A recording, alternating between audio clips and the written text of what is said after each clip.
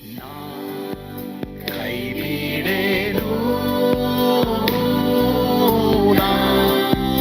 ಕೈ ಬಿಡೇನು, ಆ ಮಾತು ಹೇಳಿದ ನನ್ನ ಹೇಳಿದ ನಲ್ಲವೇ. ನಾ ಕೈ ಬಿಡೇನು, ನಾ ಕೈ ಬಿಡೇನು, ಆ ಮಾತು ಹೇಳಿದ ನನ್ನ ಹೇಳಿದ ನಲ್ಲವೇ. ಯೇಸು ಕೈ ಬಿಡನು ದೈನಂದಿನ ಸತ್ಯವೇದ ಅಧ್ಯಯನಕ್ಕೆ ನಿಮ್ಮೆಲ್ಲರನ್ನು ಆಹ್ವಾನ ಮಾಡ್ತೇನೆ. ಇಂದು ಸಹ ನಾವು ಮಂತ್ರವಾದಿಗಳು ಮಾತ್ರವಲ್ಲದೆ ಈ ದುರಾತ್ಮನಿಗಿರುವಂಥ ಶಕ್ತಿಯ ಕುರಿತು ಕೆಲವು ಕಾರ್ಯಗಳನ್ನ ಅವನು ಮಾಡುವಂಥ ಡೂಪ್ಲಿಕೇಟ್ ಕಾರ್ಯಗಳನ್ನ ನಾವು ಕಲಿಯೋದಕ್ಕೆ ಹೋಗೋಣ. ಡೂಪ್ಲಿಕೇಟ್ ಆದಂಥ ಶಕ್ತಿ ಯಾವಾಗಲೂ ಅಷ್ಟೇ ಒರಿಜಿನಲ್ ಇರೋದಾದರೆ ಮಾತ್ರವೇ ಅದು ತೋರಿಸುವಂಥದ್ದಾಗ್ಬೋದು. ಡೂಪ್ಲಿಕೇಟ್ನ ತಿಳ್ಕೊಳ್ಬೇಕಾದ್ರೆ ಒರಿಜಿನಲ್ ನನಗೆ ನಿನಗೆ ಗೊತ್ತಿರಬೇಕು, ಇದು ಬಹಳ ಪ್ರಾಮುಖ್ಯ. ಕೋಟಾ ನೋಟನ್ನ ತಿಳ್ಕೊಳಕ್ ಹೋಗ್ಬಾರ್ದು. ಒರಿಜಿನಲ್ ಒರಿಜಿನಲ್ ನೋಟ್ ನಮಗೆ ಗೊತ್ತಿದ್ರೆ ಕೋಟಾ ನೋಟ್ ಯಾವುದು ಅಂತ ಚೆನ್ನಾಗಿ ಅರ್ಥ ಆಗುತ್ತೆ. ಆದ್ರಿಂದ ದೇವರ ವರಗಳನ್ನ ಯಾರೂ ಸಹ ತಪ್ಪಾಗಿ ತಿಳ್ಕೊಳ್ಳಬಾರದು.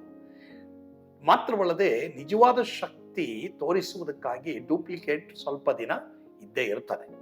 ಹಾಗಾದ್ರೆ ನಾನು ಡೂಪ್ಲಿಕೇಟ್ ವರವೋ ಅಥವಾ ಒರಿಜಿನಲ್ ವರವೋ ಪಡ್ಕೊಳ್ಳುವುದಕ್ಕೆ ನನಗೆ ಹೇಗೆ ಗೊತ್ತಾಗುವುದು? ನನಗೆ ಡೂಪ್ಲಿಕೇಟ್ ವರನೋ ಒರಿಜಿನಲ್ ವರನೋ, ಇದು ಒರಿಜಿನಲ್ ವರವನ್ನು ನಾನು ಪಡ್ಕೊಳ್ಬೇಕಾದ್ರೆ ಏನು ಮಾಡಬೇಕು, ಇದರಲ್ಲಿ ಡೂಪ್ಲಿಕೇಟ್ ಯಾವುದು ಒರಿಜಿನಲ್ ಯಾವುದು ಎಂಬುದಾಗಿ ನಾನು ತಿಳ್ಕೊಳ್ಳೋದು ಹೇಗೆ ಎಂಬುದಾಗಿ ಅನೇಕರಿಗೊಂದು ಪ್ರಶ್ನೆ. ಅದಕ್ಕೆ ಉತ್ತರ ಏನಂದರೆ, ಮೊದಲು ನಿನ್ನ ಅನ್ಯೋನ್ಯತೆ ಸರಿಯಾಗಿರಲಿ ದೇವರೊಂದಿಗೆ. ದೇವರ ತತ್ವಗಳನ್ನ ಸರಿಯಾಗಿ ತಿಳ್ಕೊಳ್ಳೋದಕ್ಕೆ ನಾನು ಮೊದಲನೇದಾಗಿ ನಿನ್ನ ಹೃದಯವನ್ನ ಸರಿಪಡಿಸ್ಕೊಳ್ಬೇಕು.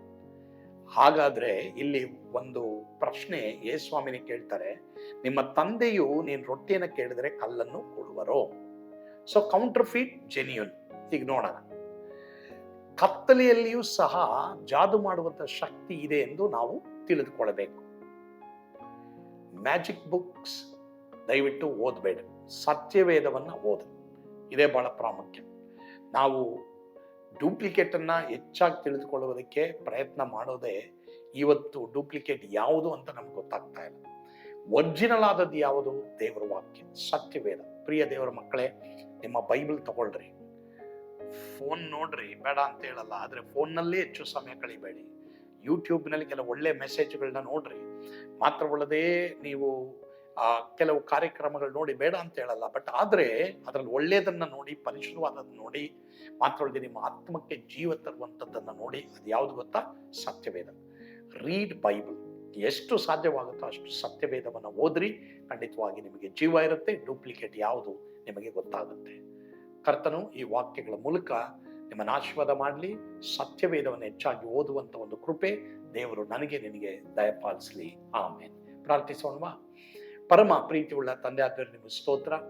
ಇವತ್ತು ಅನೇಕರಿಗೆ ಡೂಪ್ಲಿಕೇಟ್ ವರ ಯಾವುದು, ಒರಿಜಿನಲ್ ವರ ಯಾವುದು ಗೊತ್ತಿಲ್ಲ, ಜೆನ್ಯೂನ್ ಯಾವುದು, ಕೌಂಟರ್ಫಿಟ್ ಯಾವುದು ಎಂಬುದಾಗಿ ಗೊತ್ತಿಲ್ಲ. ಇದಕ್ಕೆ ಕಾರಣ ಅನೇಕರು ಸತ್ಯವೇದವನ್ನು ಹೆಚ್ಚಾಗಿ ಓದ್ತಾ ಇಲ್ಲ. ಸ್ವಲ್ಪವಾಗಿ ಓದಿ ನನಗೆ ಹೆಚ್ಚು ತಿಳ್ಕೊಳ್ಬೇಕೆಂಬುದಾಗಿ ಆಸೆ ಪಡುತ್ತಿರುವುದೇ ಅನೇಕರ ಒಂದು ತೊಂದರೆ.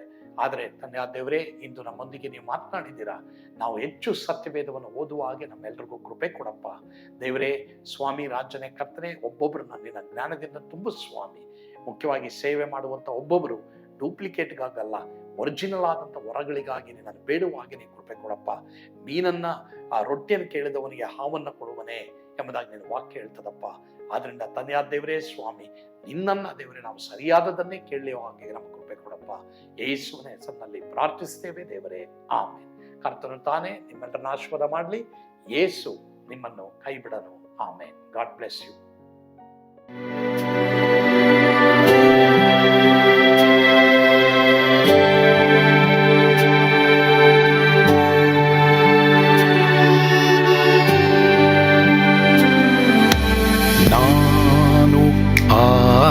ಪಾತ್ರದಲ್ಲಿ ಇರುವಾಗಲೂ ನೀನು ಭಯಪಟ್ಟು ಓಡಬಾರದು.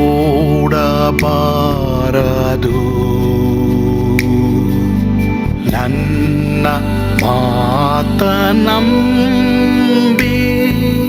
ಸ್ಥಿರವಾಗಿರು.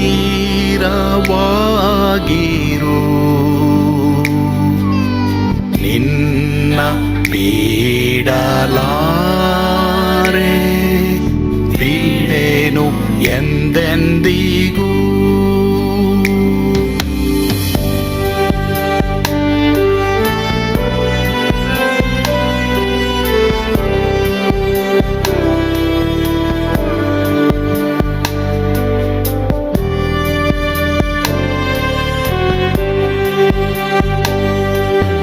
ನಾ ಕೈ ಬಿಡೆನು, ಕೈ ಬಿಡೆನು. ಆ ಮಾತು ಹೇಳಿದನಲ್ಲ, ತಾ ಹೇಳಿದನಲ್ಲವೇ.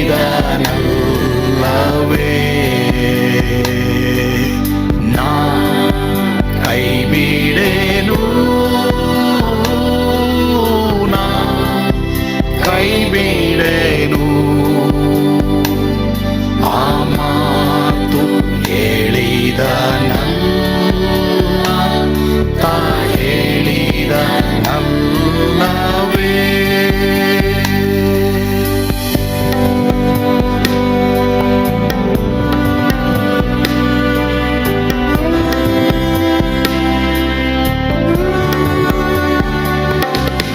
ಸುತ್ತಲೂ ಹೂಗಳು ಬಾಡಿ ಹೋದರು,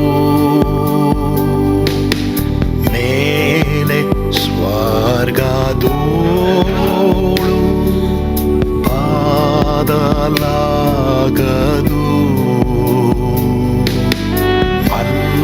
ಅಲ್ಲಿಂದೇಸು ಸ್ವಾಮಿ ಬಾರುವಾತನು. ನನ್ನ ಬಿಡಲಾರ, ನನ್ನನ್ನು ಕೈ ಬಿಡನು. ನಾ ಕೈ ಬಿಡೆನು, ನಾ ಕೈ ಬಿಡೆನು. ಆ ಮಾತು ಹೇಳಿದನಲ್ಲ, ತಾ ಹೇಳಿದನಲ್ಲವೇ.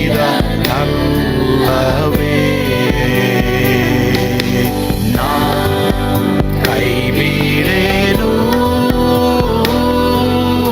ನಾ ಕೈ ಬಿಡೆನು. ಆ ಮಾತು ಹೇಳಿದನಲ್ಲ, ತಾ ಹೇಳಿದನಲ್ಲವೇ.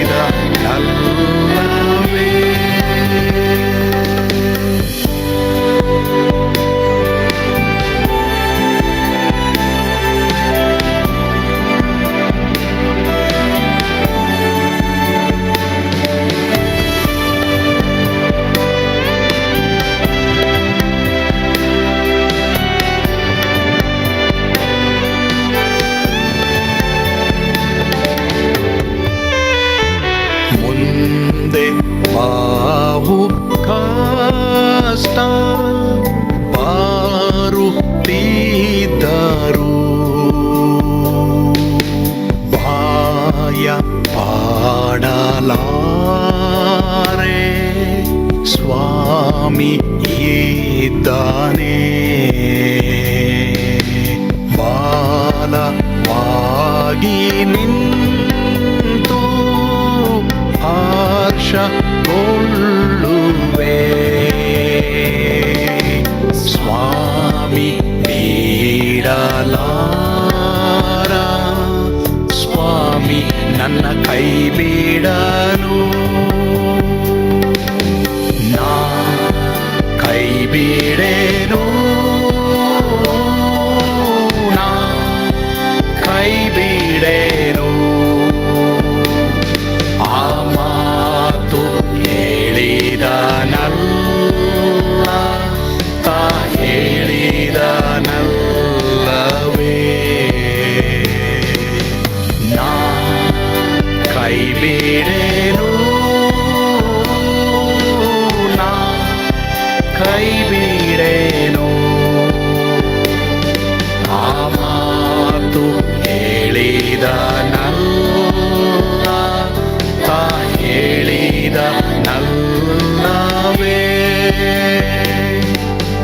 ಹೇಳಿದ ನಲ್ಲ